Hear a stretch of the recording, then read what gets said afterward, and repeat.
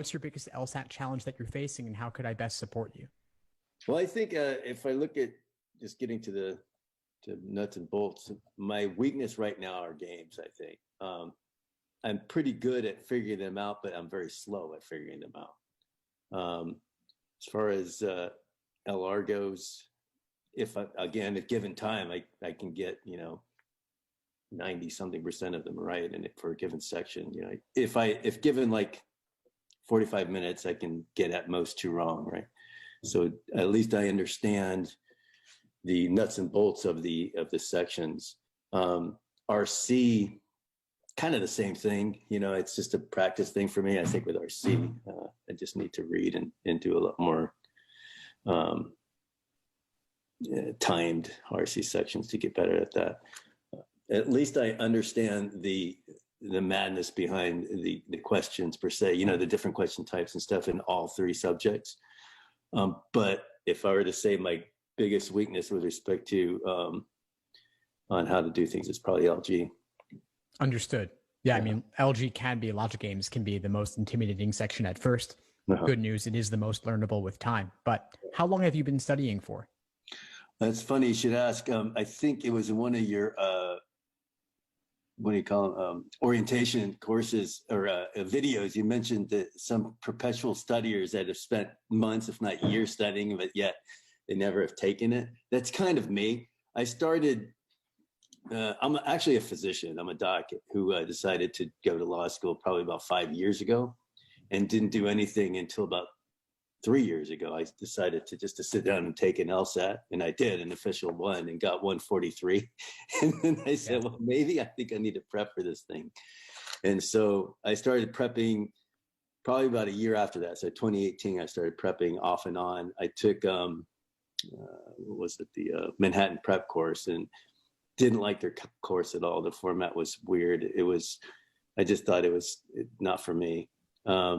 And so then I did my own prep. And this was probably 2019, the summer of 2019, I started prepping on my own seriously. Doing pretty good. My goal was to take it in April of last year, but then the epidemic hit, and so blew everything apart. Point being is I studied for about 4 months straight. Virus hit, and then it blew everything apart. I also have 2 little kids, so it's kind of a hectic household. And so I hadn't done anything until I decided to do it again, starting this month, starting January of now. Taking your course with the goal of taking it in April. So I've been kind of studying off and on really for the last year and a half ish. Nice. Well, I'm glad you joined up, and I can certainly understand the COVID having an impact, making it a little more difficult to study. Kids running around. I have a young one myself. It can also make it more. I do. I have a 2-year-old. Yeah. So it can make it more difficult to get things done as well. So I totally get where you're coming from. That these are real things that, life throws wrenches into your system, right? If you have a plan, life gets in the way. It's totally normal. I mean, so the question is, you could be studying on and off for years, but how much are you actually studying versus thinking about studying and having the LSAT in the back of your mind? So I hear where you're coming from. The question is, we're speaking now mid-January, right. April LSAT's in about 3 months. Right. So the question is, what can you do to make the most of these 3 months to just get it done? Exactly. And that's what I want to do. I really told my wife, I think April's a drop dead for me, depending on how I do it. I mean, at least to take it that point. Now, if I do great, awesome, I'm done. If I'm at that threshold of good, but not really good, then I may, be motivated to take it again. Competition time-wise with her is she has some board exams she needs to take. So she needs the summer to study, and we have these 2 kids. So it's the competition between who could study for an exam and who can't. It comes paramount. But as far as what'll get it done for me, I think it's kind of what you intimate with, that it's more of devoting a specific amount of time every day. And so I've been following your week by week schedule and adhered to it up until today, or through today, which I really like. So I think for me, it's kind of going through it really quickly because like I said before, I already understand a lot of the nuts and bolts. But it's nice that you're starting on in logic games, because that again is my weakness. And I think once I hit the LR and the RC part of the curriculum, then I could probably accelerate through to get to just practicing prep tests. I'm speaking kind of choppy. I don't know if it makes sense. No, that's the plan. No, I mean, you have the plan. The plan sounds like it works for you. I think the biggest thing you need to focus on is scheduling time with your wife over who's going to watch the kids, because you both have important exams coming up. When are her boards? She's planning on taking it in April, May, probably June. Okay, so she's taking June. You're taking in April. I mean, I would argue that you should get the priority, but I'm also a little bit biased because I'm helping you with the LSAT. So I would say if you can negotiate a schedule with her and have it be clear so that at any given time that one of you wants to study, at least one of you will be able to study, and maybe there's ways to get external support as well.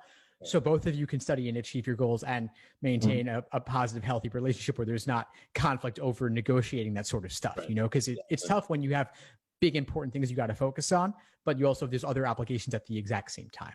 True. Exactly. So I think adhering to the plan is huge for me. And I think I can do it. You know, she and I have pretty much hammered out a good, you know, back of the envelope plan going through April. Again, pretty much relying on the fact that April's the end for me as far as taking it. In other words, I can't continue studying past April. I have a question regarding the course. I one of the things I didn't like about Manhattan Prep was actually the biggest thing I didn't like about Manhattan Prep. I don't know if you've ever heard anything about their course, but when it was a live taught course, what I would do, I would drive to town, which is Boston, and there would be maybe 8 to 10 students in the class, and it became, and they would drill, right? There would be a screen. And one of the things I realized is it becomes like a competition with other students. So I wasn't learning anything, and that's what killed me. So it was more of what I could show I know versus what I was getting from the course itself. And I think I have that same feeling with even the video, you know, situations when, or not video, but Zoom classes as well. And so has anybody done your course per se without being involved in like the video crunch sessions and stuff? Because it just doesn't seem to really help me that much.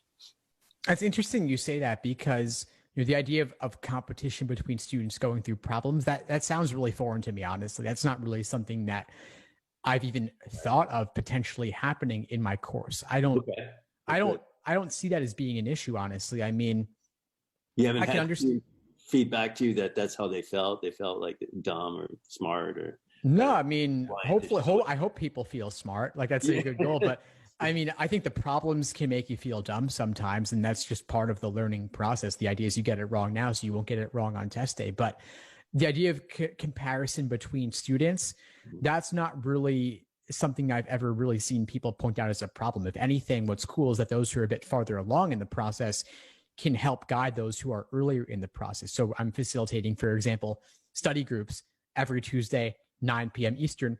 Students can get together and work through problems together, even into topical breakout rooms on games, reasoning, and reading competence. Students arrange their own study sessions separately as well, but it's really a supportive, collaborative environment. And I'm not really looking for students to provide the answer or be the one to provide the perfect answer first. It's not a race.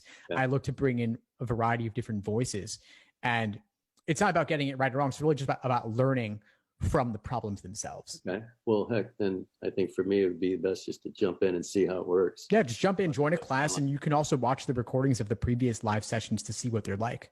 Okay. That'd be great. I'll do that because I know there's one tonight and tomorrow and Wednesday.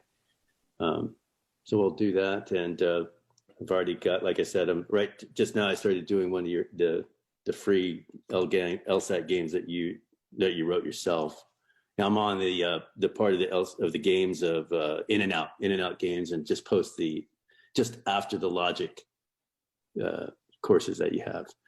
So that's where I'm at with respect to the schedule. So I think for me, the most important thing is adhering to it as best as I can, and seeing how the online courses go. I guess just being old, maybe I'm just too what's the word? Intimidated. I'm older, I'm in my 50s. So no, I hear what you're saying. And it's understandable if you've been out of school for a little while. I mean, my recommendation would be just join the class. I'm not going to force you to talk. I'm not going to pick on you necessarily. Like, I'll just look for you to kind of get acquainted with what things are like. And then if you have questions, you can always type in the chat. You can always unmute yourself. You can always email afterwards, and I'll do what I can to put you in the right direction. But I really encourage you, try to take advantage of the live classes because they add another element to your prep that you're not going to get from watching the videos. The live interaction, the energy that comes with it, the motivation that comes with it is huge. Okay. Well, I'll give it a shot for sure. I think that's pretty much where I'm at. And I think I'm shooting for April.